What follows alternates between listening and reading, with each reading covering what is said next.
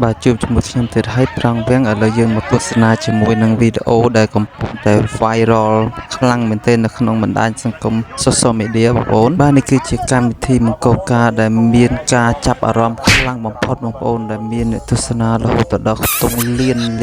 tung liên nè bằng ổn á hai video này có tao ở miên nè tuần sana nó cứ nhập ơn chập ở rom chỉ khăng đầu côn cầm ló cứ còn miênอายุ tung 70 chiếng nè côn cầm mong vẫn cứ còn miênอายุ ประมาณ tung 30 ឆ្នាំបន្តិចបន្តួចផងដែរបងប្អូនបាទនេះគឺជាគូព្រេងបងប្អូនណាគូព្រេងបើទោះបីជាវ័យខុសគ្នាមែនប៉ុន្តែបើយើងមើលពី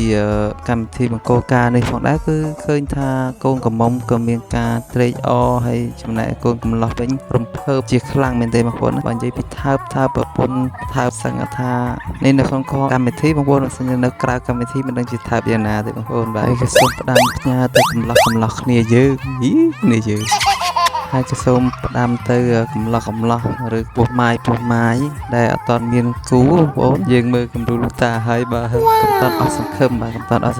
យើងមើលគំរូលោកតាហើយបាទហើយក្នុងវីដេអូនេះក៏ខ្ញុំមិនចង់និយាយអ្វីដែលជាអវិជ្ជមានដែរបងប្អូនដែលតាក់ទងដែលឲ្យធ្វើឲ្យប៉ះពាល់អញ្ចឹងណាបងប្អូនខ្ញុំចង់និយាយអ្វីដែលសប្បាយលើកទឹកចិត្តដល់លោកតាយើងបាទបងប្អូនហើយខ្ញុំជឿជាក់ថាបងប្អូនបានទស្សនានេះសូមកុំខមមិនអាក្រក់បងប្អូន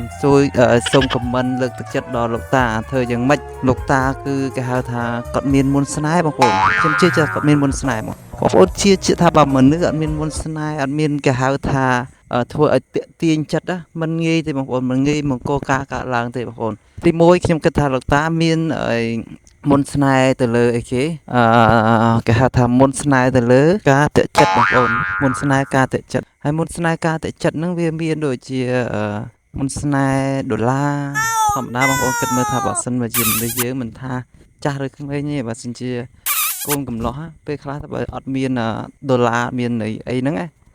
ក៏ពិបាកដែរខ្ញុំចង់និយាយថាបើសិនជាអត់យើងអត់មានលុយទេណាយើងទៅចូលស្ដីទៅដឹងកូនគេប្រកាសជាគេអត់ឲ្យទេអញ្ចឹងលោកតាប្រកាសជាមានឥទ្ធិពលតាសមោមែនហ្នឹងហើយដែលធ្វើឲ្យគាត់ហ្នឹងអាចតាក់ចិត្តដល់កូនកំឡុងបាទហើយមុនស្នេហ៍ផ្សេងទៀតមានដូចជា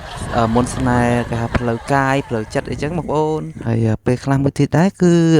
គេហៅមានមុនស្នេហ៍រហូតដល់ផ្លូវភេទបងប្អូន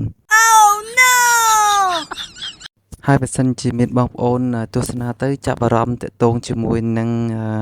មុនស្នេហ៍ផ្លូវភេទបងប្អូនអាចខមមិនអាចខមមិនខាងក្រោមខ្ញុំនឹងធ្វើវីដេអូគេហៅថាស្រ័យលំអិតបាទចុងនៃវីដេអូនេះជូនពរលោកតានិងភរិយា